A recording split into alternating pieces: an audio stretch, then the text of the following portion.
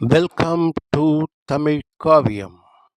அவங்க சகஜமா சொல்ல ஜெயா பத்ரா மாஸ்டருக்குன்னு நினைச்சுக்கிட்டா. பல்ல கடிச்ச மாதிரி ஜெயாவை முறைச்சு பார்த்துட்டு, இது என்ன ஃபேமிலி ஃபங்க்ஷனா இங்க கொண்டாட, போய் வேலையை பாரு, நான் யார்கிட்ட பர்மிஷன் வாங்கணுமோ அவங்க கிட்ட பேசிக்கிறேன் அப்படின்னு சிட்டா பறந்துட்டா ஜெயா. 8 மாறா ஜெயா கிட்ட மன்னிப்பு கேட்க வந்தான். அவன் பேசி முடிக்கிற சமயத்துல நான் உன்னை விட்டு தூரமா போறேன் அப்படின்னு சொன்ன அடுத்த நிமிஷம் ஜெயா அதிர்ச்சியா அவனை திரும்பி பார்த்தா. முகத்துல 4-5 இடத்துல கீறல், கழுத்துல லைட்டா ரத்தம், அதுக்கும் மேல வலது கை கட்டு போட்டு இருந்துச்சு. ஆமா, மாறா 4th ஸ்டேஜ் பையன் கூட சண்டை போடும்போது தான் இதெல்லாம் நடந்துச்சு. சாதாரணமா மார்ஷியல் ஆர்ட்ஸ் ஃபைட்ல ரத்தம் வர அளவுக்கு கொடூரமா இருக்காது. ஆனா மாறா விஷயத்துல அவன் ரொம்ப அப்செட்டா இருந்தான். அம்மா அப்பா பேசுறது இல்ல, அதுக்கும் மேல ஜெயா அவளை பார்க்காம அவ கூட பேசாம எந்த அளவுக்கு துடிச்சு போயிருக்கான்னு வார்த்தையால சொல்ல முடியாது. இதெல்லாம் சேர்ந்துதான் என்ன வேணாலும் ஆகட்டும் அப்படின்னு ஃபைட் பண்ணி இருக்கான். முதல்ல சாதாரணமா ஆரம்பிச்ச சண்டை 2வது ரவுண்டுல கொஞ்சம் எல்லை மீறி போயிடுச்சு. அதனாலதான் இந்த காயம் எல்லாம் வாங்கிட்டு வந்திருக்கான். குரு மாஸ்டர் டென்ஷன் ஆகி, இதுக்கப்புறம் யாரும் நம்ம அகாடமியில இருந்து போட்டியில கலந்துக்க வேண்டாம் அப்படின்னு முடிவா சொல்லிட்டாரு. இது ஒன்னும் பெரிய காம்படிஷன் கிடையாது, சும்மா அவங்க அகாடமியில நடந்த ஃபங்க்ஷன் பார்க்கறதுக்கு தான் எல்லாரும் வந்திருக்கிறாங்க. அப்படி இருக்கும்போது ரத்த காயம் வர்ற அளவுக்கு எல்லாம் போச்சுன்னா பத்ரா மாஸ்டர் குருவை உண்டு இல்லைன்னு பண்ணிடுவார். அதனாலதான் இந்த அதிரடி முடிவு. கைவலியோட துடிச்சிட்டு இருந்த மாறாவை முதல்ல வந்து தாங்கி பிடிச்சது அவன் அப்பா தான். என்னடா இதெல்லாம் கேட்டு அவர் கண்ணு கலங்கிருச்சு. பரவாயில்லப்பா, பொய் சொல்றவன், ஏமாத்துறவன், இவங்க மாதிரி கெட்ட பேரு வாங்குறதுக்கு பதிலு என் உயிர் போனா என்ன அப்படின்னு விரக்தியா கேட்டா மாறா. டேய் அப்படின்னு அவன் அம்மா அப்பா 2 பேருமே அலறிட்டாங்க. என்ன பேச்சு மாறா இது? ஆமா, எங்களுக்கு கோபம் இருக்கிறது உண்மைதான், அதுக்காக உன்னை அப்படியே விட முடியுமா? திருத்த வேண்டாமா? அதுக்காக கொஞ்சம் ஸ்ட்ரிக்டா இருந்துட்டோம் அப்படின்னு கண்ணை தொடச்சிக்கிட்டு, ரொம்ப வலிக்குதாப்பா அப்படின்னு கேட்டாங்க. மாறா எங்க பதில் சொன்னான்? அவன் கண்ணு ஜெயாவை தான் தேடிட்டு இருந்துச்சு. அவங்களும் அதை புரிஞ்சுக்கிட்டு, இங்கதான் இருந்தா போய் தேடி பார்த்து மன்னிப்பு கேளு அப்படின்னு அனுப்பி வச்சாங்க. இதோ அதுக்காக தான் அவகிட்ட பேச வந்த. ஆனா ஜெயா அவனோட காயத்தை பார்த்து மயங்கி விழுந்த உடனே அப்படியே அவளை அங்க இருந்து மெடிக்கல் டென்ட்டுக்கு கூட்டிட்டு போயிட்டான்.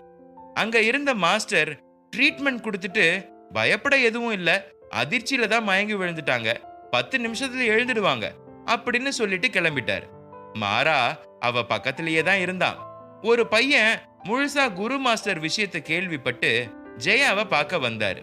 இப்ப எப்படி இருக்க மாறா அப்படின்னு அவளை பத்தி விசாரிச்சு பேசிட்டு இருக்கும்போது ஜெயா நிதானமா கண் முழிச்சு எழுந்து உட்கார்ந்தா. என்னம்மா இது, ஸ்ட்ரென்தனிங் பவுடர் எல்லாம் குடிக்கிறியா இல்லையா அப்படின்னு ஒரு மாஸ்டர் கேட்டாரு.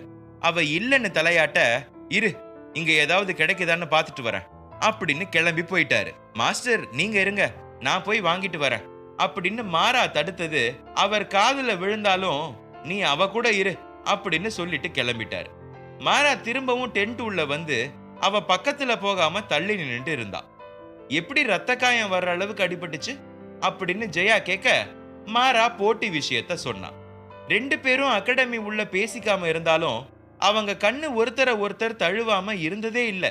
அதாவது ஜெயா யார்கிட்ட பேசுறா, என்ன பண்றா, அவ பிராக்டிஸ்க்கு வராளா, ஏதாவது டெக்னிக்ஸ்ல அவளுக்கு டவுட் இருக்கா, இந்த மாதிரி மாறா எப்போதுமே கவனிச்சுட்டு தான் இருப்பான்.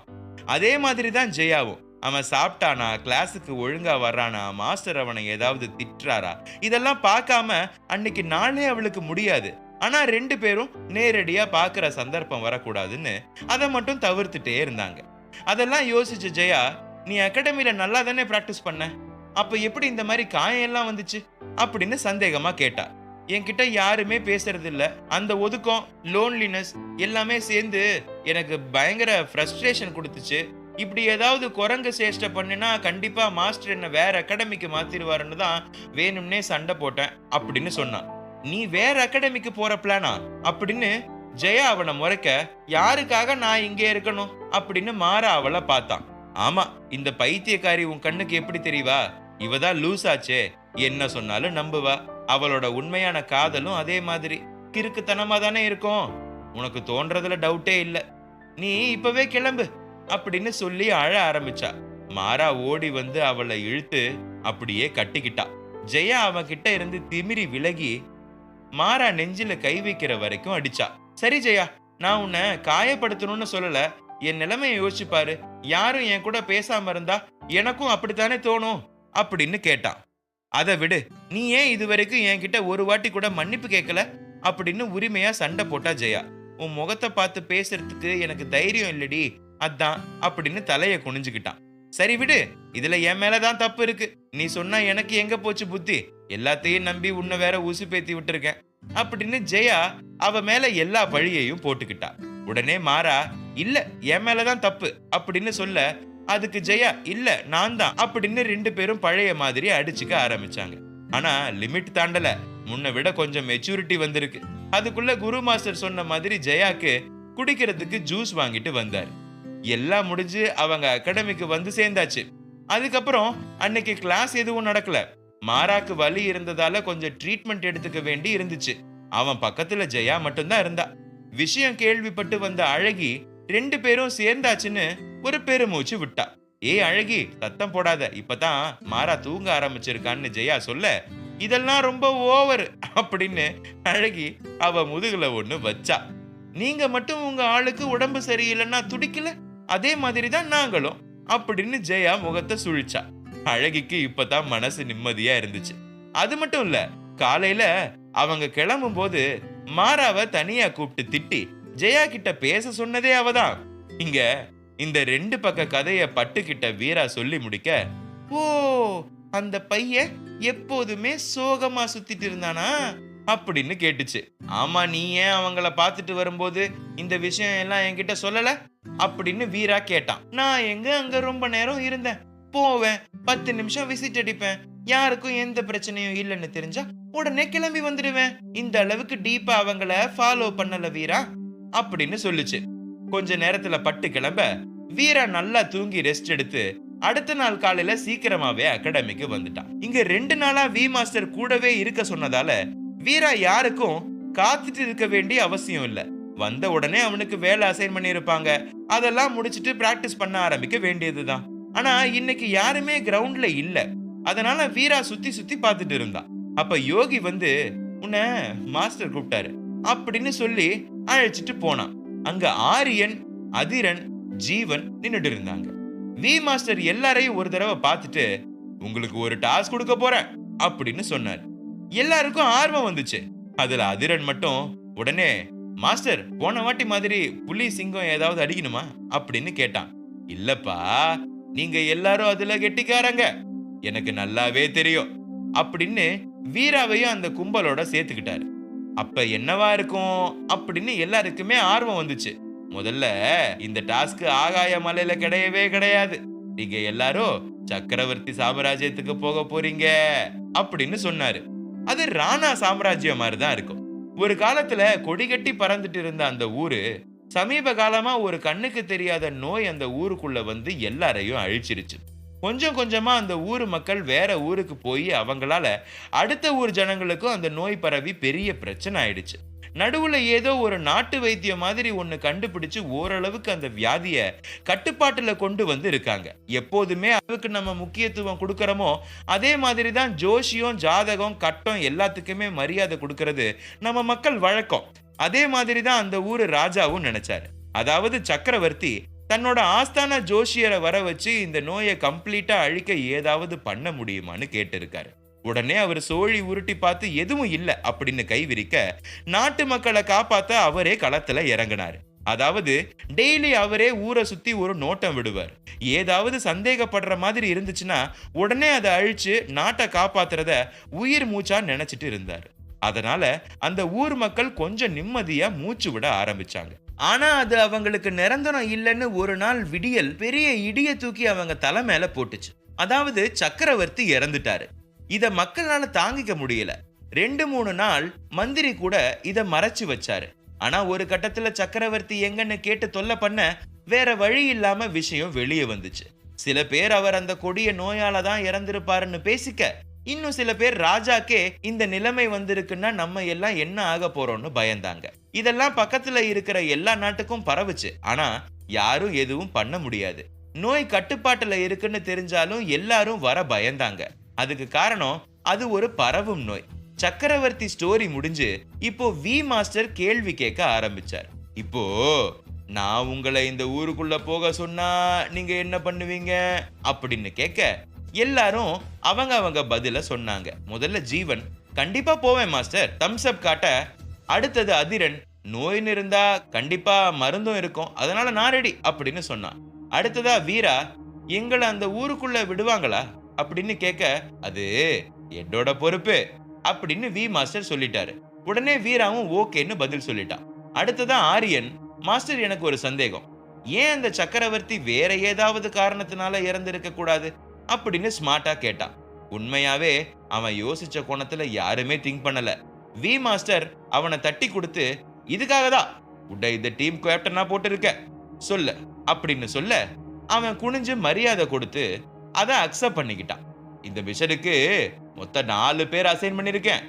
ஆரியன் லீடர், அதிரன் அவனுக்கு ஃபர்ஸ்ட் அசிஸ்டன்ட், அப்புறம் வீரா, ஜீவன் செகண்ட் அசிஸ்டன்ட்னு எல்லாரும் பொசிஷனையும் எக்ஸ்பிளைன் பண்ணாரு.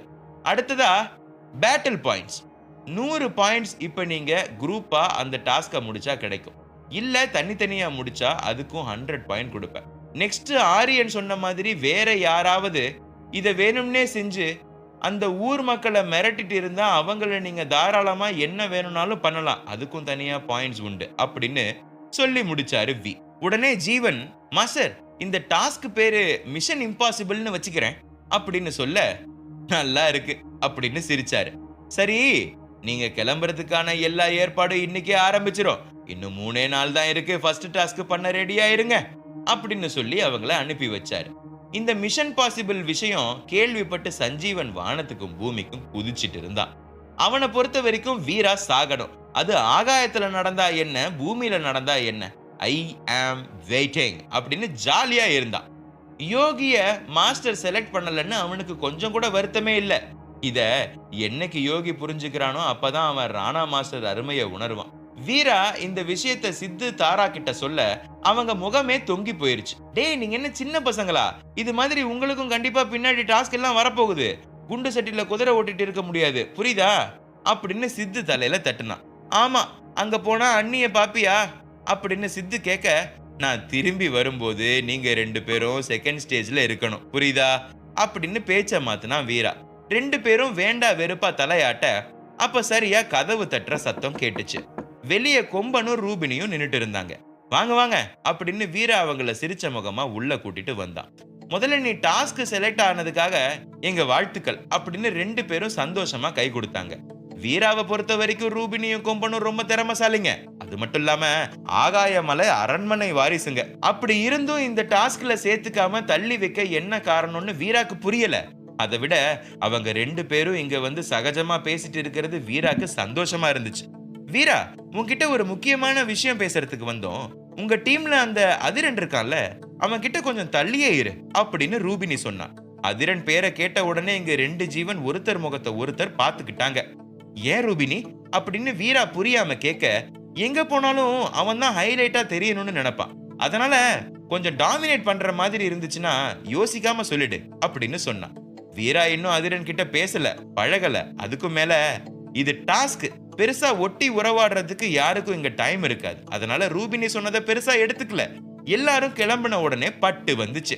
வாழ்த்துக்கள் வீரா, நீ அசத்த போறேன்னு சொல்ல மேடம் நீங்களும் கூட வரணும்னு எஸ்கேப் ஆக முடியாது அப்படின்னு சிரிச்சான். நான் எஸ்கேப் ஆனா ஒரு பிரச்சனையும் இல்ல, ஆனா நீ காணாம போனாதான் பெரிய பிரச்சனையாயிடும் அப்படின்னு பட்டு சொன்னது வீரா காதுல விழுந்திருக்கலாம்.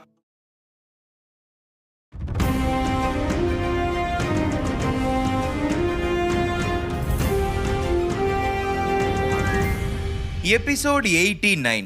நீ முன்னால போ, நான் பின்னால வரேன். ஆகாய மலையில வி மாஸ்டர் அவரோட ஆஸ்தான ஸ்டூடெண்ட்ஸ 4 பேரை செலக்ட் பண்ணி சக்கரவர்த்தி சாம்ராஜ்யத்துக்கு அனுப்பி வைக்க முடிவு செஞ்சாரு. அங்க நடக்கிற மர்மத்தை கண்டுபிடிக்கிறது தான் அவங்களோட முதல் டாஸ்க். இன்னைக்கு தான் கிளம்புற நாள். ஆரியன், அதிரன், வீரா, ஜீவன் 4 பேரும் மாஸ்டர் கிட்ட ஆசீர்வாதம் வாங்கிட்டு அவர் ஏற்பாடு பண்ணி இருந்த பெரிய மந்திர பாயில ஏறி உட்கார்ந்தாங்க. வீரா சித்து தாரா கிட்ட 1000 பத்திரம் சொல்லிட்டு அங்க இருந்து கிளம்புனான். கிட்டத்தட்ட 3 மாசத்துக்கு அப்புறம் வீரா ஆகாயத்துல இருந்து கீழே இறங்கி வரான். நடுவுல அழகிய 2 தடவை சந்திச்சாலும் அது 1 மணி நேரம் மட்டும்தான், அதுவும் அறக்க பறக்க திரும்பி வந்துடணும். ஆனா இப்போ அந்த டாஸ்க்காக எவ்வளவு நாள் இருக்க போறாங்கன்னு தெரியல. அதனால ரொம்ப எக்ஸைட்டிங்கா ஃபீல் பண்ணான். வீரா பக்கத்துல ஜீவனும் எதிர அதிரனும் ஆரியன் 2 பேரும் இருந்தாங்க. அப்படி ஒரு அமைதி. யாரும் எதுவும் டாஸ்க் பத்தி பேச்ச ஆரம்பிக்கிற மாதிரி தெரியல. நீங்க இதுக்கு முன்னாடி இந்த மாதிரி டாஸ்க் எல்லாம் பண்ணியிருக்கீங்களா அப்படின்னு ஜீவன் கேட்க, கொஞ்ச நேரம் சைலண்டா வரியா அப்படின்னு எரிஞ்சு விழுந்தான் அதிரன். அதுக்கு ஜீவன், நம்ம 4 பேரும் ஒன்னா டாஸ்க் பண்ண போறோம், இப்படி பேசாம அமைதியா வந்தா எப்படி டீம் ஃபார்ம் ஆகும் அப்படின்னு சரியா கேட்டா. உடனே ஆரியன், இன்னும் டாஸ்க் பண்ற இடத்துக்கு நம்ம போய் சேரல, அது வரைக்கும் அமைதியா வந்தா எல்லாருக்கும் நல்லது அப்படின்னு மிரட்டுற தோணியில பேசினான். இவங்க கூட வர ஒத்துக்கிட்டது என்னோட தப்பு அப்படின்னு ஜீவன் முணுமுணுத்துக்கிட்டே வேடிக்கை பார்த்துட்டு வந்தான். இந்த மந்திர பாய சேஃபா கீழே இறக்குற பொறுப்பை மாஸ்டர் எனக்கு தான் கொடுத்துருக்காரு. யாராவது இங்க அதிகமா பேசினா அப்படியே கீழே தள்ளி விட்டுடுவேன் அப்படின்னு பார்த்து ஜாக்கிரதையா நடந்துக்கோங்க அப்படின்னு பொதுவா சொன்னான் ஆரியன். இவன் என்ன இப்படி இருக்கான் அப்படின்னு ஜீவன் வீரா 2 பேருக்கும் நினைக்காம இருக்க முடியல. வீரா இப்ப வரைக்கும் நெற்றிக்கண்ணை மறைச்சு அந்த இடத்துல துணி ஒண்ணு கட்டிட்டு தான் வந்திருக்கான். ரூபினி சொன்ன போது கூட வீரா நம்பல. நிஜமாவே அதிரன் ஆரியன் கொஞ்சம் ரஃப் அண்ட் டஃபா இருப்பாங்க. அதுக்குள்ள அவங்க இறங்க வேண்டிய இடம் தெரிஞ்சது. இது வரைக்கும் சாதாரணமா பறந்துட்டு இருந்த பாய் கீழே இறங்குற சமயத்துல தடதடன்னு ஆட ஆரம்பிச்சது. யாருக்கும் எந்த பிடிமானமும் கிடையாது. அவங்க ஒருத்தர் கை தான் பிடிச்சுக்கணும். ஜீவன் வீரா 2 பேரும் ஆட்டோமேட்டிக்கா கையை கோத்துக்கிட்டு ஆரியன் முகத்தை பார்த்துக்கிட்டு இருந்தாங்க. அதாவது அவன் தானே லீடர், ஏதோ பாயை பத்தி தெரியும்னு சொன்னானே, அதனால ஏதாவது இன்ஸ்ட்ரக்ஷன் கொடுப்பான்னு அவங்களும் காத்துட்டு இருந்தாங்க. அதுக்குள்ள பாய் முன்ன விட ரொம்ப ஆட ஆரம்பிச்சது. கிட்டத்தட்ட தரையில இருந்து 2000 அடிக்கு மேல இவங்க இப்போ இருக்காங்க. கண்டிப்பா கீழே விழுந்தா உயிர் போகிற சான்ஸ் இருக்கு. இதெல்லாம் தெரிஞ்சுதான் ஆரியன் சும்மா இருக்கான்னு வீராக்கு சந்தேகம் வந்துச்சு. உடனே நெற்றிக்கண் மூலமா என்ன ஐடியா கிடைக்கும்னு பார்த்தான். பக்கத்துல நதி இருக்கிறத கண்ணு காட்டி கொடுத்துச்சு. ஓ, நதியில குதிச்சாதான் சேஃப்னு சொல்லுது போல. அப்படி இருக்கும்னு மனசுல குறிச்சுக்கிட்டு ஆரியன் இப்ப என்ன பிளான் அப்படின்னு கேட்டான். நீங்க யாரும் என்ன எந்த கேள்வியும் கேட்க கூடாது, நானா பேசுற வரைக்கும் அப்படின்னு வாயில விரலை வச்சு காட்டினான். இப்ப வீரா என்ன தப்பா கேட்டுட்டான்? இதுல எங்க உயிரும் அடங்கி இருக்கு. இப்ப நீங்க சொல்லல, நான் முதல்ல குதிச்சிருவேன் அப்படின்னு ஜீவன் கோவமா சொன்னான். இந்த மிரட்டுற வேலையெல்லாம் என்கிட்ட வச்சுக்காத, குதிக்கிறவன் சொல்லிட்டு பண்ண மாட்டான், உனக்கு என்ன வேணுமோ செய்ய அப்படின்னு ஆரியன் தெனாவட்டா பேசினான். அதுக்குள்ள பாய் வேகமா ஆடி இவங்க 4 பேரும் ஒரே சமயத்துல எட்ஜை பிடிச்சுக்கிட்டு தொங்க ஆரம்பிச்சாங்க. நல்ல வேலை யாரும் கீழே விழல. வீராக்கு இதுக்கு மேல பொறுமையா இருந்தா வேலைக்கு ஆகாதுன்னு தெரிஞ்சிச்சு. அது மட்டும் இல்ல, நெற்றிக்கண் மூலமா அவன் ஆரியனை ஸ்கேன் பண்ணி பார்த்ததுல வெளியே தைரியமா இருந்தாலும் உள்ளுக்குள்ள என்ன பண்றதுன்னு தெரியாம தவிச்சுக்கிட்டு இருக்கிறான்னு புரிஞ்சிச்சு.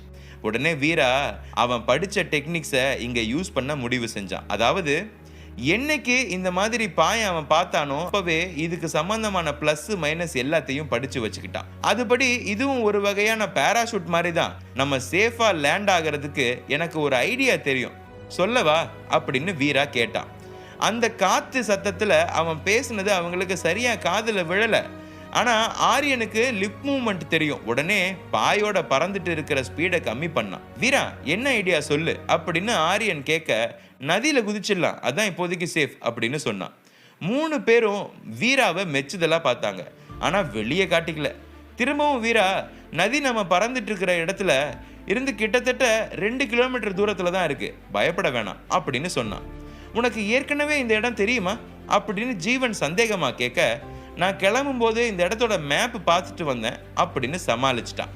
அடுத்த 10 நிமிஷத்துல அவங்க 4 பேரும் நதியில வந்து விழுந்தாங்க. பாய் அவங்கள இறக்கி விட்டுட்டு அதோட இடத்துக்கு போயிடுச்சு. அவங்க வந்து சேர்ந்தது கிட்டத்தட்ட மத்தியான டைம். அதனால வெளிச்சத்துல கொஞ்சம் ஊரை பத்தி தெரிஞ்சுக்க டைமும் கிடைச்சது. முதல்ல ஏதாவது சாப்பிட கிடைக்குமான்னு 4 பேரும் தேட ஆரம்பிச்சாங்க. அவங்கள ரொம்ப அலைய விடாம பக்கத்துல நிறைய பழங்கள் இருந்துச்சு. உடனே 4 பேருக்கும் செம சந்தோஷம். வேகமா ஓடி மரத்துக்கிட்ட வரும்போது அதிரன் நில்லுங்க அப்படின்னு கத்துனான். 3 பேரும் எரிச்சலா என்ன அப்படின்னு கேட்க, இந்த ஊர்ல ஏதோ விஷக்கிருமி பரவிட்டு இருக்குன்னு மாஸ்டர் சொன்னாரு, ஞாபகம் இல்லையா? எது கிடைச்சாலும் சாப்பிடுவீங்களா அப்படின்னு கோவமா கேட்டா. அப்பதான் அவங்களுக்கு அந்த விஷயம் பத்தி ஞாபகம் வந்து என்ன பண்ணலாம் அப்படின்னு யோசிச்சாங்க. உடனே ஜீவன், இதுல கவலைப்பட எதுவும் இல்ல, நம்ம கிட்ட தான் மூலிகை இலை இருக்கே, அதோட சாறை எடுத்து தேவையான பழத்து மேல பிழிஞ்சு விடலாம், ஏதாவது விஷம் இருந்தா கூட அது எடுத்துடும் அப்படின்னு ஐடியா சொன்னான். அந்த இலையை இப்ப சாப்பிடறதுக்கு யூஸ் பண்ணிட்டு அப்புறம் அவசரத்துக்கு என்ன பண்றது அப்படின்னு ஆரியன் கேட்டான். சுவர் இருந்தா தானே சித்திரம் வரைய முடியும், இப்ப பசியோட எதை கண்டுபிடிக்க போற அப்படின்னு ஜீவன் கேட்க, எல்லாருக்கும் அது நியாயமா பட்டுச்சு. வீரா எந்த கான்வர்சேஷன்லயும் கலந்துக்கல, சுத்தி இருந்த மரத்துல எதுவும் விஷயம் கலக்காததுன்னு மட்டும் பார்த்துட்டு இருந்தா. எல்லாம் நெற்றிக்க நெல் போடதான். அதிரன் சொன்னது 100% உண்மை. அந்த பழங்கள் பார்க்கறதுக்கு வெளியே ஃப்ரெஷ்ஷா இருந்தாலும் உள்ள நிறைய கிருமிகள் இருக்கிறது வீரா கண்ணுக்கு தெரிஞ்சுது. அங்க தூரத்துல நாவல் பழம் மட்டும்தான் எந்தவித கலப்படமும் இல்லாம இருக்கிறத அவனால தெரிஞ்சுக்க முடிஞ்சுது. அங்க இருக்கிற நாவல் பழம் சாப்பிடலாம், அதுல எந்த விஷமும் இல்லை அப்படின்னு வீரா சொல்ல 3 பேரும் அவனை அதிர்ச்சியா பார்த்தாங்க. முதல்ல ஆரியன், என்னடா இங்க எல்லா இடத்தையும் ஏற்கனவே பார்த்த மாதிரி கரெக்டா சொல்ற, உண்மையை சொல்லு, இது உங்க ஊரா அப்படின்னு கேட்டான். அடுத்ததா அதிரன், இருக்கும் நம்மளை விட பாயிண்ட்ஸ் அதிகமா எடுக்கணும்னு தான் எதுவும் வெளியே காட்டிக்காம அமுக்கமா நம்ம கூடவே வந்துட்டு இருக்கான் அப்படின்னு பல்ல கடிச்சான். ஜீவனுக்கு என்ன சொல்றதுன்னு தெரியல, அவனுக்கும் வீரா மேல சந்தேகம்தான், ஆனா எதுவும் கேட்கல. இப்ப வீரா, பேசி முடிச்சிட்டீங்களா அப்படின்னு கேட்டவன் முத்து மாஸ்டர் அவனுக்கு கொடுத்த காம்பஸ் மாதிரி டைரக்ஷன் காட்டுற இன்ஸ்ட்ருமெண்ட் ஒன்று வெளியே எடுத்து காட்டினான். எப்படி காம்பஸ் நம்ம போற திசையை காட்டுமோ அது மாதிரி தான் இதுவும் விஷம் உள்ள பொருட்களை ஈஸியா டிஃபரன்ஷியேட் பண்ணி காட்டும். இத முத்து மாஸ்டர் வீராக்கு கிஃப்டா கொடுத்துருக்காரு, இங்க தேவைப்படும் எடுத்துட்டு வந்தான். இதை எக்ஸ்பிளைன் பண்ண உடனே அவங்க ஓரளவுக்கு சமாதானம் ஆகி நாவல் பழத்தை எடுத்து சாப்பிட்டாங்க. பட்டு எப்பவும் போல, நீ முன்னாடி போனா நான் பின்னாடி வாரேன் அப்படின்னு சொல்லி இருந்துச்சு. அதனால வீரா எல்லாத்தையும் தனியா தான் சமாளிக்க வேண்டி இருந்துச்சு. இப்போ அடுத்து ஊருக்குள்ள போறது தான் ஃபர்ஸ்ட் பிளான். அதனால ஒரு பாதையை கண்டுபிடிச்சு அது வழியா நடந்து ஊர் எல்லைக்கு வந்து சேர்ந்துட்டாங்க. இங்க யாராவது இருக்காங்களா இல்லையான்னு தெரியல, இவ்வளோ அமைதியா இருக்கு அப்படின்னு வீரா சொன்னான். அதான் மாஸ்டர் சொன்னாரே, அந்த கொடிய நோயால பாதி பேர் ஊரை விட்டு வெளியே போயிட்டாங்கன்னு, அதனால கூட அமைதியா இருக்கலாம் அப்படின்னு ஜீவா சொன்னான். சரி அப்படின்னு ஜீவன் வீரா 2 பேரும் இந்த பக்கம் போய் ஊர்ல என்ன நிலவரம்னு பார்த்துட்டு வாங்க அப்படின்னு அதிரன் சொன்னான். என்ன விளையாடுறீங்களா, நாங்க 2 பேர் மட்டும் தனியா எப்படி ஊருக்குள்ள போறது, எங்களை அந்த கொடிய நோய் எதுவும் பண்ணிடாதா அப்படின்னு ஜீவன் சரியா கேட்டான். டே, நானும் வந்ததுல இருந்து பார்த்துட்டு இருக்கேன், என்ன எல்லா விஷயத்துக்கும் எதிர்த்து பேசிட்டு இருக்க, இங்க நான் தான் லீடர், நான் சொல்றதா நீ கேட்கணும், மரியாதையா போ அப்படின்னு இப்போ ஆரியன் கட்டளையா சொன்னான். ஜீவன் வாயை திறக்கிறதுக்குள்ள வீரா அவன் கையை பிடிச்சு தள்ளி கூட்டிட்டு வந்துட்டான். அதுல ஜீவனுக்கு கோபம் வந்துருச்சு. எதுக்கு பேசிட்டு இருக்கும்போது இப்படி தள்ளிட்டு வரீங்க, எனக்கு இந்த டாஸ்க் பண்ணலன்னா கூட பரவாயில்ல, கொஞ்சம் கூட நியாயமே இல்லாம பேசுறவங்க கூட டீம் ஃபார்ம் பண்ண முடியாது அப்படின்னு கோவமா சொன்னான். நம்மளை உள்ள அனுப்பி வச்சுட்டு அவங்க ஒன்றும் வேற இடத்துக்கு போல, இங்கே தான் நின்றுட்டு இருக்காங்க. எந்த பாதிப்பு வந்தாலும் 4 பேருக்கும் ஒன்றா தான் வரப்போகுது, அதை முதல்ல புரிஞ்சிக்க நிதானமாக பேசினா வீரா. ஜீவன் அதில் ஓரளவு சமாதானம் ஆகி 2 பேரும் முகத்தில் கட்டிக்கிற மாதிரி ஒரு துணி எடுத்து அதில் ஒரு இலையோட சாரை நல்லா பிழிஞ்சு மூக்கில் கட்டிக்கிட்டாங்க. இப்போ தைரியமாக ஊருக்குள்ளே நடந்து வர அதுக்குள்ள இருட்ட ஆரம்பிச்சிச்சு. கண்ணுக்கு எந்த இடமும் சரியா தெரியல, சொல்ல போனா ஊரே களை இழந்து பட்டு போன மாதிரி மரம், காஞ்ச சிறகு, இலை, குப்பைன்னு சுத்தமே இல்லாம இருந்துச்சு. ஏன் வீரா, இங்க இருந்து கொஞ்ச தூரம் தள்ளி இருக்கிற காடே நல்லா இருக்கு, இந்த ஊர் என்ன இவ்வளவு மோசமா இருக்கு அப்படின்னு ஜீவன் கேட்டான். வீரா அவனுக்கு பதில் சொல்லாம சுத்தி யாராவது விசாரிக்க கிடைப்பாங்களான்னு தேடி பார்த்தான். அதுக்குள்ள ஜீவன் வீரா தோளை தட்டி, அங்க பாரு அப்படின்னு ஒருத்தரை காட்டினான். அங்க தலையில முக்காடு போட்டுக்கிட்டு கையில ஏதோ பாத்திரம் மாதிரி எடுத்துக்கிட்டு நிதானமா ஒருத்தர் நடந்து போயிட்டு இருந்தார். வா, அவர்கிட்ட போய் பேசி பார்க்கலாம் அப்படின்னு 2 பேரும் ஓடி வந்து அவர் முன்னாடி நின்னாங்க. யாரோ பக்கத்துல வர்ற சத்தம் கேட்டு உடனே அந்த பெரியவர் முகத்தை முழுசா மூடி திரும்பி நின்னுக்கிட்டார். ஐயா உங்ககிட்ட கொஞ்சம் பேசணும், திரும்புறீங்களா அப்படின்னு கேட்டாங்க. எதுவா இருந்தாலும் அப்படியே சொல்லுங்க அப்படின்னு அவர் சொல்ல, இவங்க வந்த காரணத்தை மறைக்காம சொல்லி முடிச்சாங்க. அதை கேட்டு அவர் அழறாருன்னு முதுகு குலுங்குறதுல இருந்து 2 பேரும் தெரிஞ்சுக்கிட்டாங்க. இருந்தாலும் முன்பின் தெரியாதவங்களை என்ன சொல்லி சமாதானப்படுத்துறதுன்னு தெரியாம அவர் நார்மல் ஆகிற வரைக்கும் காத்துக்கிட்டு இருந்தாங்க. கொஞ்ச நேரத்துல அழுக சத்தம் விசும்பலா மாதிரி, நீங்க நிஜமாவே எங்களுக்கு உதவி பண்ணதான் வந்தீங்களா அப்படின்னு கேட்டாரு.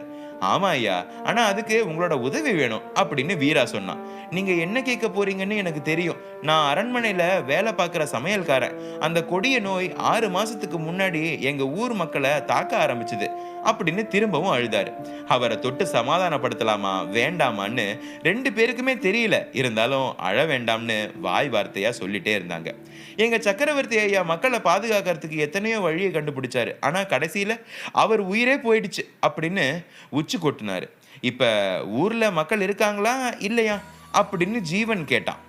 இருக்காங்க, என் பின்னாடியே வாங்க நான் காட்டுறேன் அப்படின்னு அவர் ஒரு இடத்துக்கு கூட்டிட்டு போனாரு.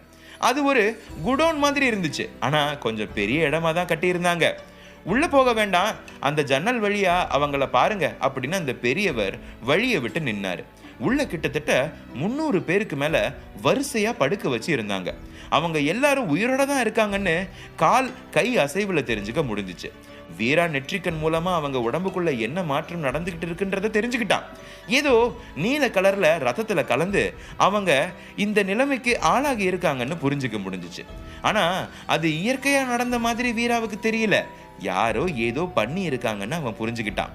போதும் வாங்க போகலாம் அப்படின்னு அந்த பெரியவர் கூட கொஞ்ச தூரம் நடந்து வந்துட்டாங்க. இன்னும் அவர் முகத்தை திறந்து காட்டவே இல்லை. அவங்களுக்கும் இப்போ அது முக்கியம் இல்லை.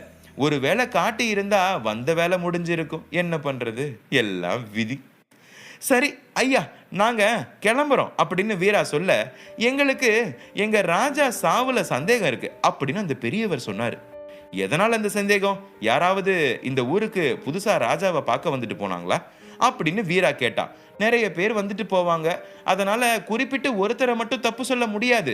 ஆனா ஒரு நாள் ராஜா நைட் டைம்ல ரவுண்ட்ஸ் வரும்போது நான் அவர்கிட்ட பேசிட்டு கிளம்புனேன். கொஞ்ச தூரத்துல பெரிய சத்தம் கேட்டுச்சு. அப்போ நான் ஓடி வந்து திரும்பவும் ராஜாவை பார்த்தா அவர் இறந்திருந்தாரு அப்படின்னு பெரியவர் சொன்னாரு. கத்தி மாதிரி ஏதாவது வெப்பன் யூஸ் பண்ணி ராஜாவை கொலை பண்ணியிருந்தாங்களா அப்படின்னு வீரா கேட்டான். ஆமாப்பா, அவர் தலைய தனியா வெட்டி உடம்பு ஒரு பக்கம் துடிச்சிட்டு இருந்துச்சு. அத இந்த பாவி கண்ணால பார்த்தேன் அப்படின்னு முகத்துல அடிச்சுக்கிட்டு அழ ஆரம்பிச்சாரு. சந்தேகமே இல்லை வீரா, ஆரியன் சொன்ன மாதிரி ஒரு பக்கம் ஊர் மக்களுக்கு வியாதியை பரப்பிட்டு இன்னொரு பக்கம் ராஜாவை போட்டு தள்ளி இருக்காங்க. யார் இதை பண்ணாங்க, என்ன மோட்டிவ், ரெண்டும் நம்ம கண்டுபிடிக்கணும்னு ஜீவன் சொன்னான். தம்பிங்களா, நீங்க மட்டும் இந்த உதவியை பண்ணா எங்க ஊரு உங்களுக்கு நன்றி கடன் பட்டிருக்கும் அப்படின்னு அவர் சட்டுன்னு 2 பேர் கால்லையும் விழுந்துட்டாரு. வீரா பதறி அவரை தொட்டு தூக்க போக, வேண்டாம் தம்பி, இந்த பாவியை நீங்க தொட வேண்டாம், தயவு செஞ்சு வந்த வேலையை மட்டும் பாருங்க, நான் போறேன் அப்படின்னு அவர் வேற பக்கம் நடக்க ஆரம்பிச்சிட்டாரு. 2 பேரும் பேசிக்கிட்டே ஆரியன் அதிரன் இருக்கிற இடத்துக்கு வந்துட்டாங்க. இவங்க ஏதாவது கண்டுபிடிச்சு இருப்பாங்களான்னு வீரா அப்படின்னு ஜீவன் கேட்க, எனக்கு தெரிஞ்சு இல்ல அப்படின்னு வீரா பதில் சொன்னான். இவ்வளவு நேரம் எங்க போனீங்க, இது என்ன நம்ம ஊரா, இஷ்டத்துக்கு சுத்திட்டு வர அப்படின்னு ஆரியன் கேட்கவும் பின்னாடி ஏதோ சத்தம் வரவும் சரியா இருந்துச்சு.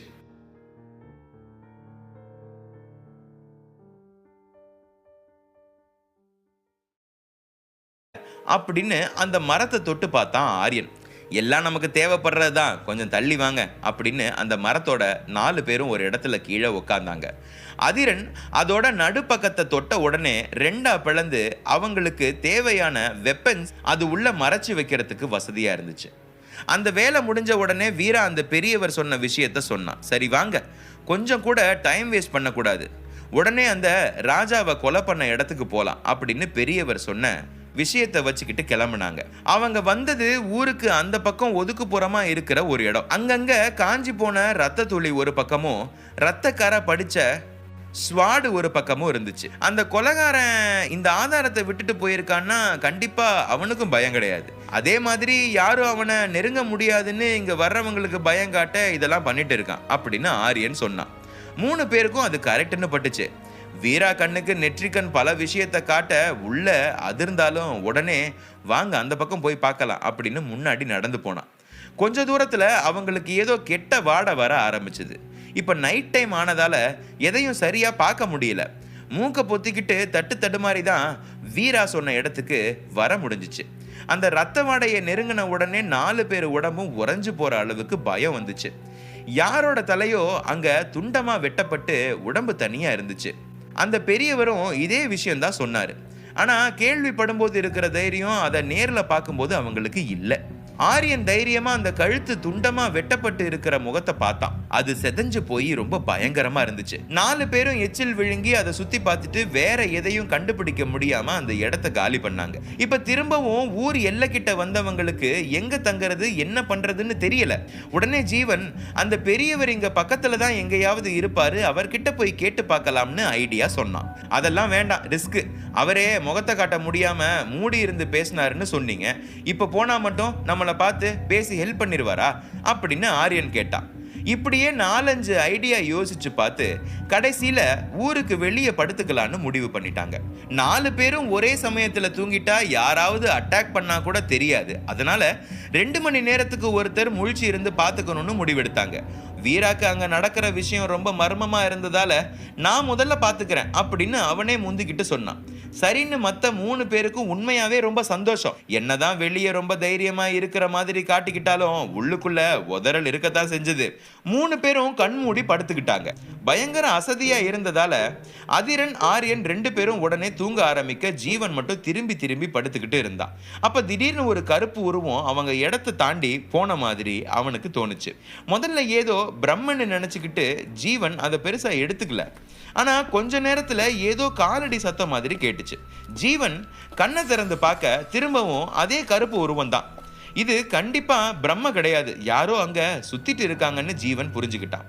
மெதுவா திரும்பி அதிரன் ஆரியனை தொட்டு அவங்களுக்கு மட்டும் கேட்கிற மாதிரி விஷயத்த சொல்ல 2 பேரும் அதிரடியா எழுந்துக்காம அப்படியே அந்த இடத்த சுத்தி நோட்டம் விட்டாங்க.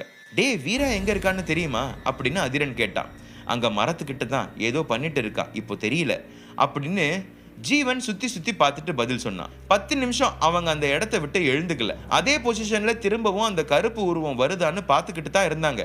ஆனா எந்த நடமாட்டமும் இல்லாம அமைதியா இருக்க 3 பேரும் எழுந்து வீரா எங்க இருக்கான்னு தேட ஆரம்பிச்சாங்க. ஜீவன் சொன்ன மாதிரி அவன் வில்ல அம்பு வச்சு ஏதோ பண்ணிட்டு இருந்தான். வீரா அப்படின்னு குரல்ல எழுந்து நின்னவன், என்ன பண்ணிட்டு இருக்கீங்க, ஏன் தூங்கல அப்படின்னு புரியாம கேட்டான். ஜீவன் விஷயத்த சொல்ல, எனக்கு யாரும் வந்த மாதிரி தெரியல, இருந்தாலும் உஷாரா இருக்கணும், 2 பேரா பிரிஞ்சு கொஞ்ச தூரம் நடந்துட்டு வரலாம் வாங்க அப்படின்னு சொன்னான். ஆரியன் உடனே, ஜீவன் நீ அதிரன் கூட இந்த பக்கமா போய் பார்த்துட்டு வா, நான் வீரா கூட இருக்கேன் அப்படின்னு சொன்னான். உடனே ஜீவனுக்கு கோவம் வந்துருச்சு. நானும் பார்த்துட்டே இருக்கிறேன், நீ இருக்கிற இடத்த விட்டு நகரவே மாட்டேங்கிற, உன்னை எல்லாம் யார் லீடரா போட்டது அப்படின்னு கோவமா கேட்டான். டே, எந்த நேரத்துல சண்டை போட்டுட்டு இருக்க, வா போலாம் அப்படின்னு அதிரன் ஜீவன் கையை பிடிச்சு இழுக்க அதை உதறி தள்ளிட்டு, நாங்க 2 பேரும் தான் பெரியவர்கிட்ட நிறைய விஷயத்த கேட்டுட்டு வந்து உங்களுக்கு சொன்னோம், அதனால எங்களுக்கு 20 பாயிண்ட்ஸ் கொடுங்க, அப்புறமா நாங்க போறேன் அப்படின்னு ஜீவன் மல்லுக்கு நின்னான். உடனே ஆரியன், அவ்வளவு தானே, உனக்கு பாயிண்ட்ஸ் உண்டு, முதல்ல இங்க இருந்து கிளம்பு அப்படின்னு கை கூப்பி அவனை அனுப்பி வச்சான். ஜீவனும் அதிரனும் 10 அடி நடந்திருக்க மாட்டாங்க. திடீர்னு பயங்கர காத்து வீச ஆரம்பிச்சு ஒருத்தர் முகத்தை ஒருத்தர் பார்த்துக்க முடியாத அளவுக்கு இலையெல்லாம் அவங்க முகத்துல வந்து விழுந்துச்சு. ஒரு 5 நிமிஷத்துக்கு என்ன நடக்குதுன்னு அவங்க யாருக்குமே புரியல. கொஞ்சம் கொஞ்சமா காத்து அடிக்கிறது நின்று 4 பேரும் ஒரே இடத்துல சேர்ந்தாங்க. மழை வரப்போகுதா அப்படின்னு ஜீவன் கேட்க, இல்ல இங்க வேற ஏதோ பிரச்சனை வரப்போகுது அப்படின்னு ஆரியன் சொன்னான். அப்போ திடீர்னு அந்த கருப்பு உருவம் இவங்க 4 பேரையும் ஒரே அடியில தள்ளிட்டு அந்த பக்கமா போய் மறைஞ்சிச்சு. இவங்களுக்கு பெருசா அடிபடல, ஆனா கொஞ்சம் பயம் வந்துச்சு. நான் சொன்னப்போ நீங்க நம்பலல்ல, பாருங்க அதே கருப்பு உருவம் தான் அப்படின்னு ஜீவன் சொன்னான். எல்லாருமே அந்த உருவத்தை பார்த்தாச்சு. இப்போ அதை ஃபாலோ பண்ணணும், யாருன்னு கண்டுபிடிக்கணும், அதுக்கு என்ன பண்ணலாம் அப்படின்னு யோசிச்சாங்க. இங்கதான் அந்த உருவம் மறைஞ்சிருக்கு, நம்ம லேட் பண்ற ஒவ்வொரு நிமிஷமும் ஆபத்து, போய் தேடலாம் அப்படின்னு வீரா சொன்னான். அப்படி பண்ணக்கூடாது வீரா, யாராவது 2 பேர் இங்க இருக்கணும். ஏன் சொல்றேன்னா அப்படின்னு ஆரியன் ஆரம்பிக்க, போரும் விளக்கம் எங்களுக்கு தேவையில்லை. ஜீவன் எரிஞ்சு விழுந்தான்.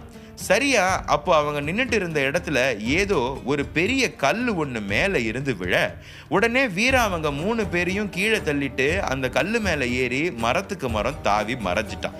சில நொடியில நடந்து முடிஞ்ச இந்த விஷயத்தை புரிஞ்சுக்கிட்டதும் அவங்க 3 பேரும் தலையும் கிர்ன்னு சுத்த ஆரம்பிச்சது. பேசிட்டு இருந்தோம், மேல இருந்து கல்லு விழுந்துச்சு, அவன் நம்மள தள்ளி விட்டான், அது மேல ஏறினா அப்புறம் எங்கடா போனா அப்படின்னு இதையே 3 பேரும் சொல்லி சொல்லி பார்த்து சுத்தி தேட ஆரம்பிச்சாங்க. ஆனா வீரா எந்த மரத்து மேல போய் என்ன பண்றான்னு அவங்களால கண்டுபிடிக்க முடியாம சோர்ந்து போயிட்டாங்க. இப்ப என்னடா பண்றது? பயத்துல கையை பசஞ்சுக்கிட்டு நிக்க உடனே ஆரியன், எனக்கு என்னமோ நம்ம இங்க இருக்கிறது சேஃப் இல்லைன்னு தோணுது, போயிடலாமா அப்படின்னு கேட்டான். ஆனா அவங்களுக்கு வீராவை விட்டுட்டு போறது மனசு கேட்கலதான், இருந்தாலும் இங்க இருக்கக்கூடாதுன்னு மட்டும் புரிஞ்சுது.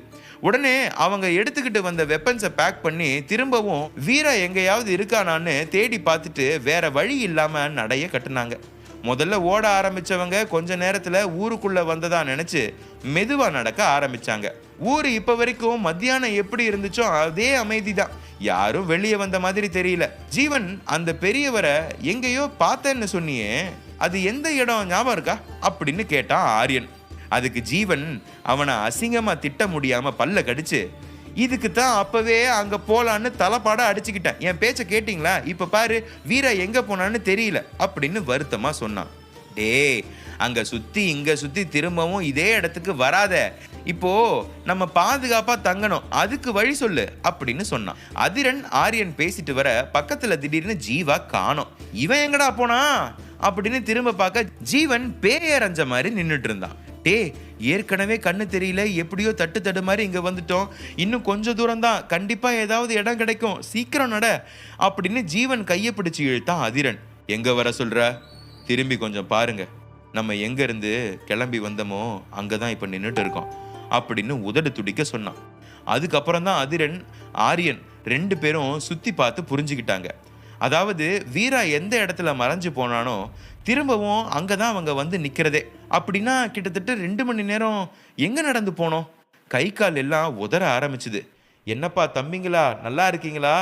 என்கிட்ட இருந்து நீங்க 3 பேரும் தப்பிக்கவே முடியாது அப்படின்னு ஒரு குரல். அந்த இருட்டு நிசப்தம், அதுல இந்த குரல் எங்க இருந்து வந்துச்சுன்னு சுத்தி சுத்தி பார்த்தாங்க. எச்சில் கூட விழுங்க முடியாத அளவுக்கு 3 பேருக்கும் தொண்டை அடைச்சுது. அதுல வீராவும் இன்னும் வந்து சேரல.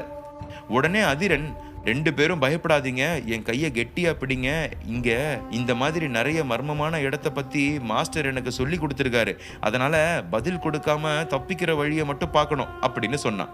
இப்ப இங்க யாரோ பேசினாங்களே, அவங்க எங்க இருந்து நம்மள பாக்குறான் தெரியுமா அப்படின்னு ஜீவன் கேட்டான். ஓ, என்ன பார்க்கணும்னு அவ்வளவு ஆசையா? அப்ப 3 பேரும் செத்துருங்க அப்படின்னு, சீக்கிரமா என்ன வந்து பார்க்கலாம் அப்படின்னு திரும்பவும் அதே குரல். இப்ப என்னடா பண்ணணும் அப்படின்னு அதிரன் கேட்க, ஹைடிங் டெக்னிக் எல்லாரும் மரத்து மேல தாவுங்கன்னு சொன்னான். உடனே 3 பேரும் ஒரே மாதிரி மரத்து மேல ஏற பார்க்க, ஆனா அவங்களால முடியல, வழுக்கி கீழே வந்து விழுந்தாங்க. என்னடா நம்மளால எதுவுமே முடியல, இப்ப எப்படா இங்க இருந்து தப்பிக்கிறது அப்படின்னு மூச்சு வாங்க ஜீவன் கேட்டான். அதுக்குள்ள அவங்க 3 பேர் காலை சுத்தி ஏதோ ஊறுற மாதிரி இருந்துச்சு. அது என்ன ஒரே செகண்ட்லன்னு தெரிஞ்சுக்கிட்டாங்க.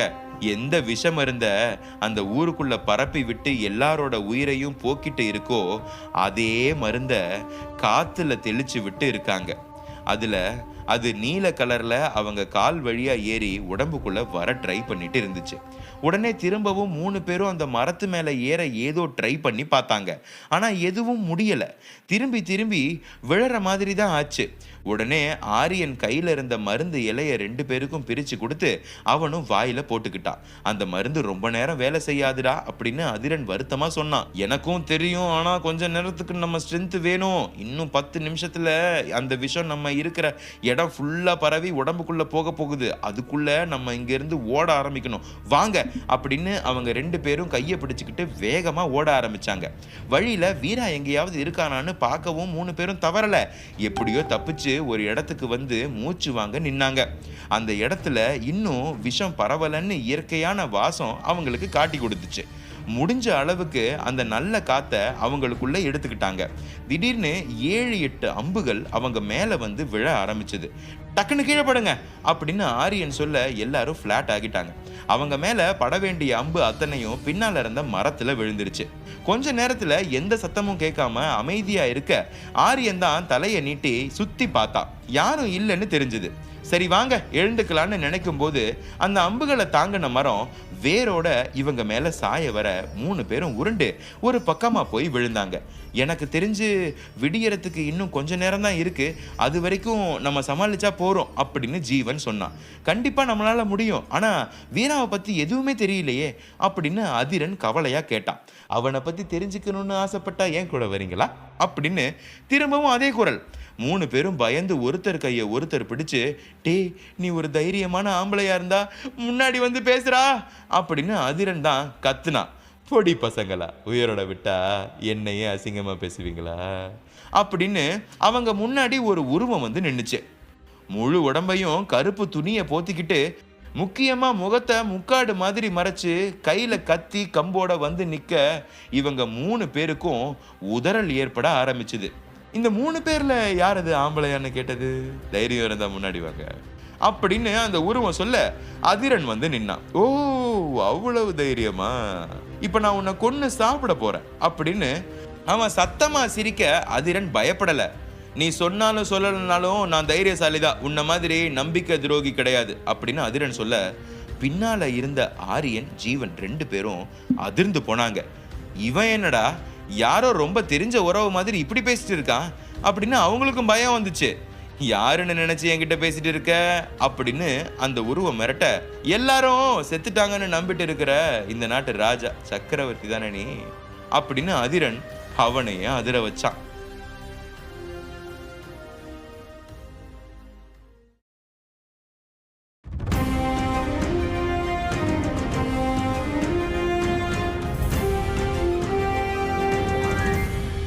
எபிசோட் 91. சக்கரவர்த்தி ஊருக்கு டாஸ்க்காக போன 4 பேர்ல வீராவை காணல. மீதி இருந்த அதிரன், ஆரியன், ஜீவன் 3 பேருக்கும் வெளிச்சம் வர வரைக்கும் எங்கேயாவது போய் மறைஞ்சிருக்கணும்னு நினைச்சாங்க. ஆனா அதுக்கும் வாய்ப்பு இல்லாம ஒரு கருப்பு உருவம் அவங்கள மிரட்டிட்டு இருந்துச்சு. ஆனா அதிரன் அது யாருன்னு கண்டுபிடிச்சிட்டான். ஊரே இறந்து போயிட்டதா சொல்ற சக்கரவர்த்தி தான் அங்க நின்றுட்டு இருந்தாரு.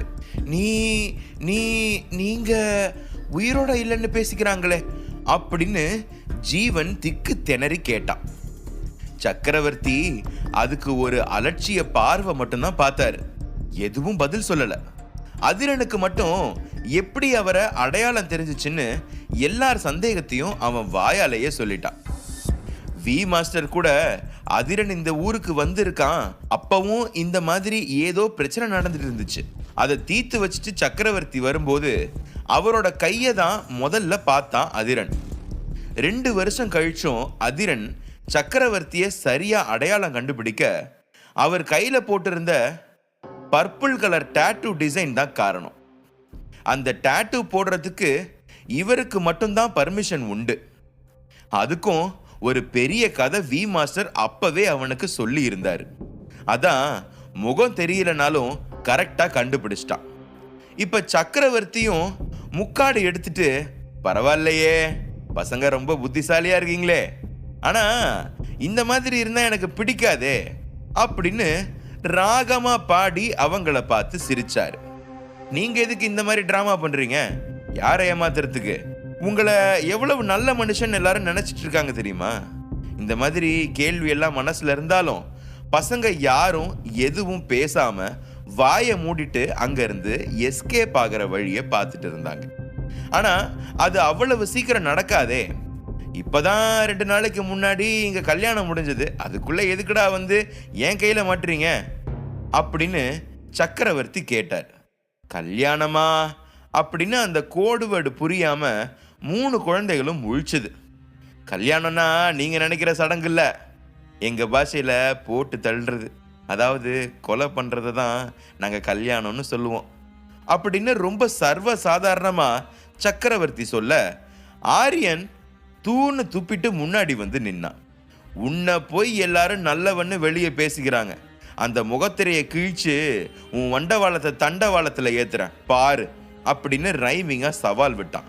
அப்படியா, முதல்ல என் கையில இருக்கிற ஸ்வாடுக்கு பதில் சொல்லு அப்படின்னு உள்ள மறைச்சு வச்சிருந்ததை எடுத்து ஆரியன் முன்னாடி நீட்டினார். அவ்வளவுதான். அதுல இருந்து ஏதோ பர்பிள் கலர் ரேஸ் மாதிரி டைரக்டா வந்து ஆரியனை தாக்க அப்படியே தூக்கி மரத்துல அடிச்சு கீழே விழுந்தான். உடனே ஜீவன் ஆரியனை போய் தூக்க இங்க அதிரன் அவன் கையில வச்சிருந்த ஸ்வாட் எடுத்து சக்கரவர்த்தி மேல வீசினான். ஆனா அது திரும்பவும் வந்து அதிரனை பதம் பார்த்துச்சு. கழுத்துல வழிஞ்ச ரத்தத்தோட அதிரன் சக்கரவர்த்திய அதிர்ச்சியா பார்க்க, இது ஏன் இடம்பா, நான் கத்தி வீசினா மட்டும்தான் எதிராளியை தாக்கும், வேற யார் வீசினாலும் இங்க ஒன்னும் கிழிக்க முடியாது அப்படின்னு கர்வமா சிரிச்சார். அதிரன் தேய்ச்சிக்கிட்டே பின்னாடி போய் ஜீவன் ஆரியன் கூட சேர்ந்துட்டான். அதுக்குள்ள சக்கரவர்த்தி மாதிரியே கருப்பு ட்ரெஸ் போட்டுக்கிட்டு இன்னும் 2 பேர் வந்து அவர் முன்னாடி குனிஞ்சு மரியாதை கொடுத்தாங்க.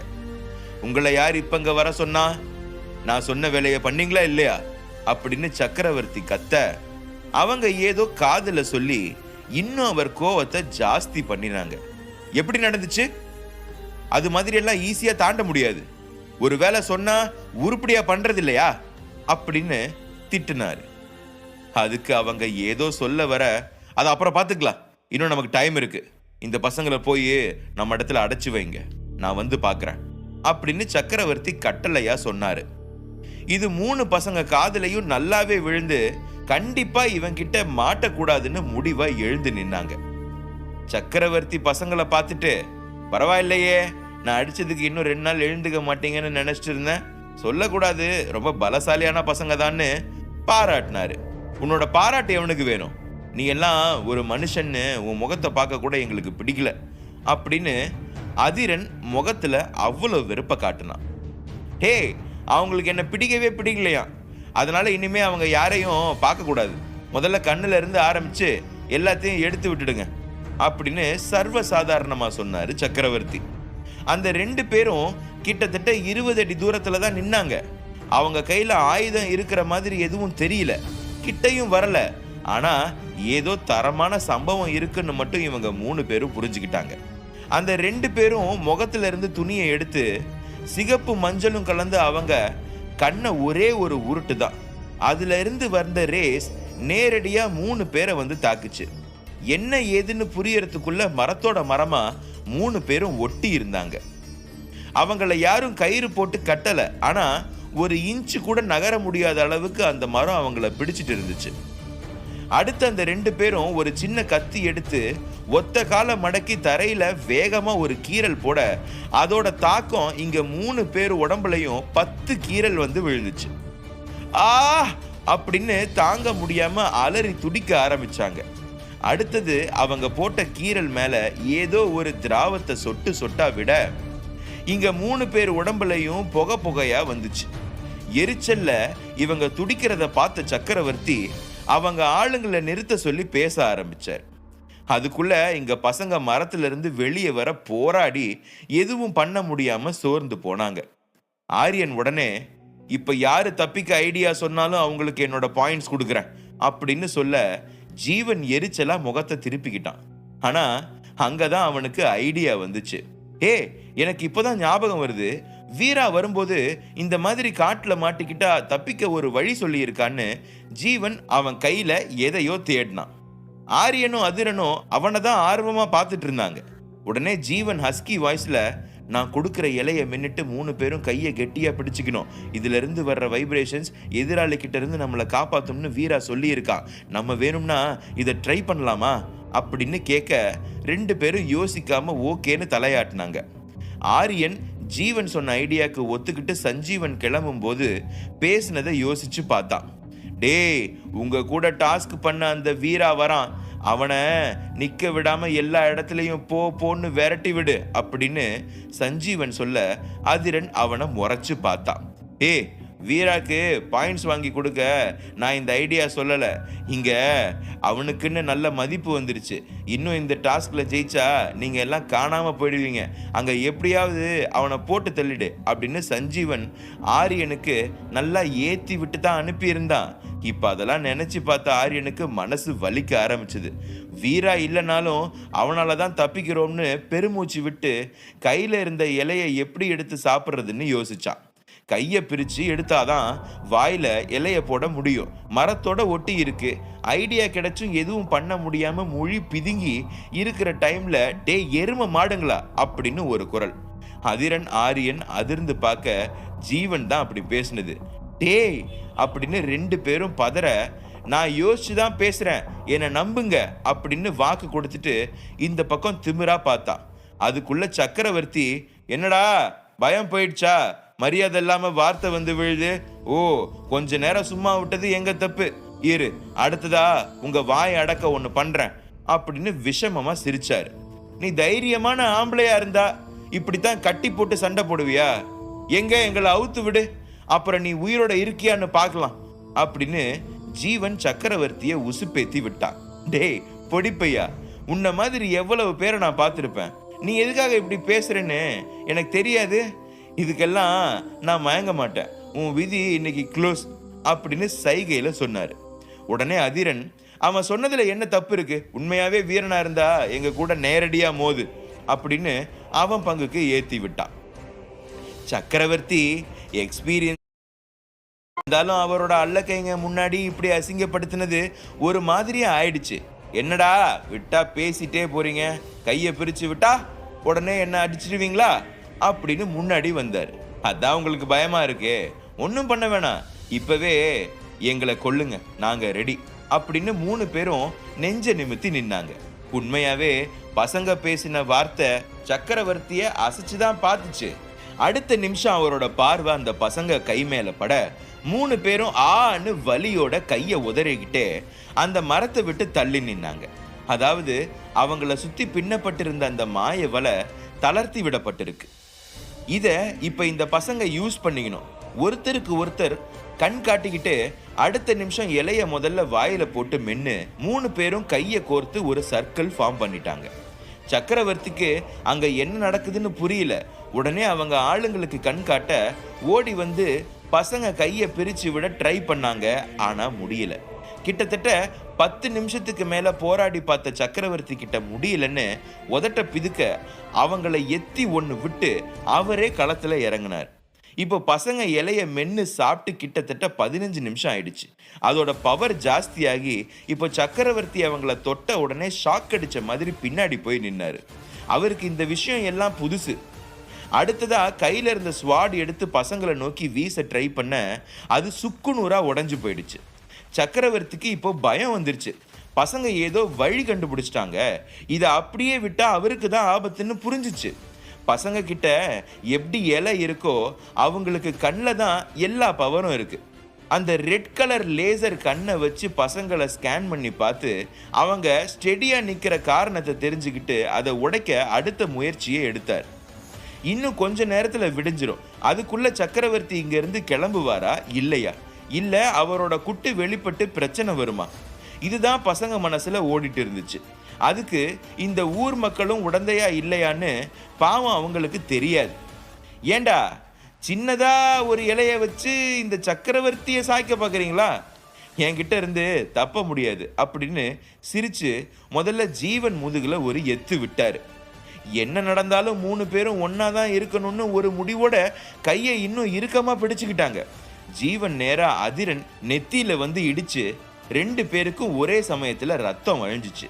இருந்தாலும் பிரியல. அடுத்ததா ஆரியன் காலை தட்டி விட அவன் அப்படியே கீழே விழுந்தான். அதனால அவனுக்கு முட்டியில அடிபட்டு ரத்தம் வர ஆரம்பிச்சது. இதே மாதிரி விதவிதமா டார்ச்சர் பண்ணி கொடுமை பண்ணாரு சக்கரவர்த்தி. ஆனா பசங்க அசரல. அதை விட முக்கியமா கையை எந்த இடத்துலையும் பிரிக்காம ஒருத்தர் வலியை இன்னொருத்தர் தாங்கிக்கிட்டாங்க. அதுக்குள்ள சக்கரவர்த்தி ஆளுங்க அவர் காதுல ஒரு ஐடியா சொல்ல, சபாஷ் இப்பத்தான் நீங்க என் பசங்கன்னு ப்ரூவ் பண்ணியிருக்கீங்க, போய் எடுத்துட்டு வாங்க அப்படின்னு சொன்னாரு. அடுத்த 5 நிமிஷத்துல பசங்களை சுத்தி நெருப்பு வளைய மாதிரி ஒன்று ரெடி பண்ணி அது கொழுந்து விட்டு எரிய ஆரம்பிச்சது. அப்பவும் பசங்க கையை விடல. ஆனா இவங்களுக்கு சோதனை காலம் ஆரம்பிச்சிச்சு. அதாவது இலையோட பவர் குறைஞ்சிக்கிட்டே வந்து வேற வழி இல்லாம கையை விட வேண்டிய நிலைமைக்கு வந்துட்டாங்க. ஒரு கட்டத்துல 3 பேரும் நெருப்பு வளையத்துக்கு வெளியே வந்து விழ அவங்க முடிய கொத்தா பிடிச்சு நிக்க வச்சாரு சக்கரவர்த்தி. என்னடா என்னமோ ரொம்ப பெருசா வானத்தை வில்லா வளைப்பேன்னு பெரிய பாட்டெல்லாம் பாடினீங்க, இதுதான் உங்க லட்சணமா அப்படின்னு நக்கல் அடிச்சாரு. இலையோட பவர் இருந்த வரைக்கும் அவங்களுக்கு எந்த களைப்பும் தெரியல. ஆனா இப்போ மனசு உடம்பு ரெண்டுமே ரொம்ப சோர்ந்து போயிருச்சு. வாயை திறந்து பேச கூட முடியல. தண்ணி தண்ணி அப்படின்னு தவிக்க ஆரம்பிச்சாங்க. ஓ தண்ணி வேணுமா? டேய் பாருங்கடா, இவ்வளவு நேரம் கெத்தா இருந்த பசங்க இப்ப கெஞ்ச ஆரம்பிச்சிருக்காங்க, இது கூட நல்லா இருக்குல்ல அப்படின்னு வில்லன் மாதிரி அவங்க துடிக்கிறத பார்த்து அனுபவிச்சார். சரி இப்ப நான் தண்ணி கொடுக்குறேன், அதுக்கு பதிலா நீங்க எனக்கு என்ன கொடுப்பீங்க அப்படின்னு ராகமா இழுக்க அதிரன் அவரை அடிக்க ட்ரை பண்ணான். அதுல சக்கரவர்த்திக்கு கோபம் வந்து அவன் முடிய பிடிச்சு மரத்துல மோதி கீழே தள்ளினாரு.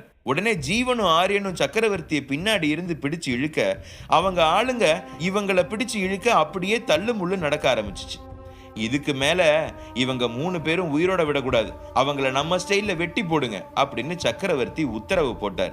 அதுபடி 3 பேரையும் முட்டி போட்டு உட்கார வச்சு அவங்க கைய முதல்ல பின்னாடி கட்டுனாங்க. அடுத்ததா சக்கரவர்த்தி ஸ்வாட வச்சு ஒரே ஒரு இழு, அவங்க தலை துண்டா கீழே விழணும், இதுதான் தண்டனை. ஆனா சக்கரவர்த்தி அதுக்கும் மேல ஏதாவது பண்ணணும்னு முடிவு பண்ணாரு. அதாவது இவங்களை யார் இங்க அனுப்பி வச்சாங்களோ அவங்களுக்கு பசங்களோட உடம்ப கூரா போட்டு பார்சல் அனுப்பணும். அது மட்டும் இல்ல, சுத்தி இருக்கிற எல்லா ஊருக்கும் இத பிரகடனம் போட்டு காட்டி இனிமே யாரும் இங்க தலை வச்சு கூட படுக்க கூடாது. இதுதான் அவர் எடுத்த முடிவு. அப்புறம் பசங்களா, உங்களுக்கு ஏதாவது கடைசி ஆசை இருந்தா சொல்லலாம், ஏன்னா எனக்கு உங்களை ரொம்ப பிடிச்சிருக்கு அப்படின்னு 3 பேர் தலையை பிடிச்சு நிமிர்த்தி பேசினார். ஆனா அவங்க கண்ணுல கொஞ்சம் கூட பயம் இல்ல. அது மட்டும் இல்ல, அவர் பேசுறத கண்டுக்காம வேற எங்கேயோ வெறிச்சு பார்த்துட்டு இருந்தாங்க. அவங்க பார்வை போன திசையை திரும்பி பார்த்த சக்கரவர்த்திக்கு அதிர்ச்சி. அவர் கூட இவ்வளவு நேரம் நின்றுட்டு இருந்த ஆளுங்க இறந்து போயிட்டாங்க. தொடர்ந்து கேட்க சப்ஸ்கிரைப் செய்யுங்கள், லைக் செய்யுங்கள்.